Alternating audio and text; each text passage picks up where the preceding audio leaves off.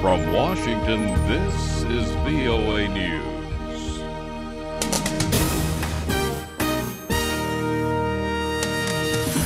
Coming up, continuing violence in eastern Ukraine. Taliban releases video of U.S. prisoner handover.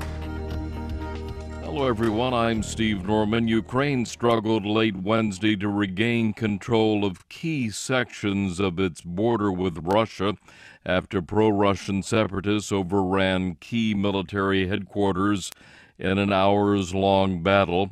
A second border post in the eastern city of Luhansk also fell to rebels. Witnesses, including Western reporters, said Ukrainian forces abandoned the Lugansk base after running out of ammunition.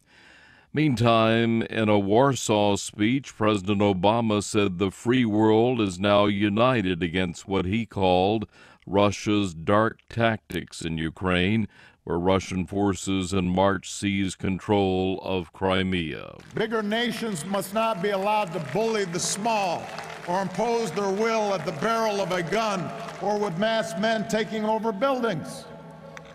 And the stroke of a pen can never legitimize the theft of a neighbor's land.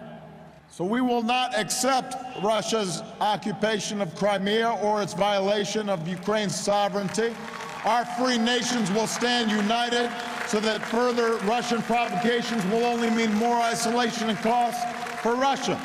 After his Warsaw speech, Mr. Obama went on to Brussels for a working dinner with leaders from the Group of Seven Nations. Bashar al-Assad has won a landslide victory in the Syrian presidential election, securing a third 7-year term while fighting a bloody civil war against rebels seeking his ouster. Syria's parliament speaker said more than 10 million people voted for Mr. Assad in Tuesday's election, giving him almost 89% of the vote. Voter turnout was 73%. This election was held in government-controlled areas only. Assad government has sought to present this vote as a democratic solution to Syria's 3-year conflict.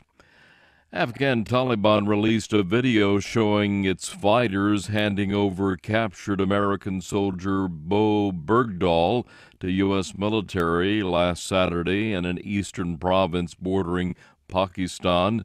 Sergeant Bergdahl is believed to have spent most of his time with the Taliban since he was captured by them almost 5 years ago.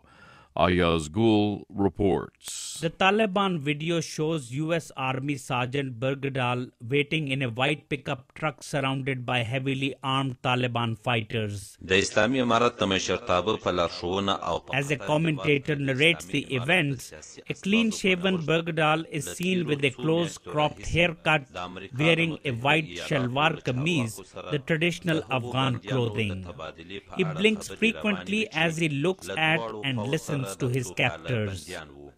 As Black Hawk helicopters circle overhead, one lands nearby and the captive soldier is then led to his rescuers by two men, one taking Bergdahl by the hand as the other waves a white flag. Ayaz Gul for VOA News, Islamabad. Taliban freed Sergeant Bergdahl last Saturday in exchange for 5 Afghan detainees who were held at the U.S. military prison at Guantanamo Bay, Cuba. Tens of thousands of people turned out in Hong Kong for a vigil marking the 25th anniversary of the bloody crackdown on protest in Beijing's Tiananmen Square. The sea of candles lit the massive Victoria Park late Wednesday as throngs gathered to sing songs and listen to speeches marking the massacre that ended the 1989 pro-democracy movement in China. Ren Tse, an activist taking part in the vigil, says it is crucial that Beijing know Hong Kong supports democratic freedoms and opposes violence. We understand the importance of fighting for the democracy of the China because Hong Kong is a part of China. And nowadays, the political reforms are now opposed by the Communist Party. They are trying to elect a chief executive that is only response to the mainland China government.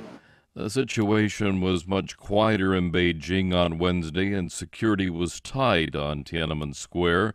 Hundreds of Chinese officers checked identifications and kept journalists from reporting in the square. Beijing allows no public discussion of the 1989 massacre in which soldiers killed hundreds, if not thousands, of unarmed protesters. U.S. Humanitarian Chief Valerie Amos has made an urgent appeal for $60 million over the next 3 months to address critical food, nutrition, and health care needs in Somalia. Amos said more than 850,000 people in Somalia require urgent assistance. That's the latest world news from VOA.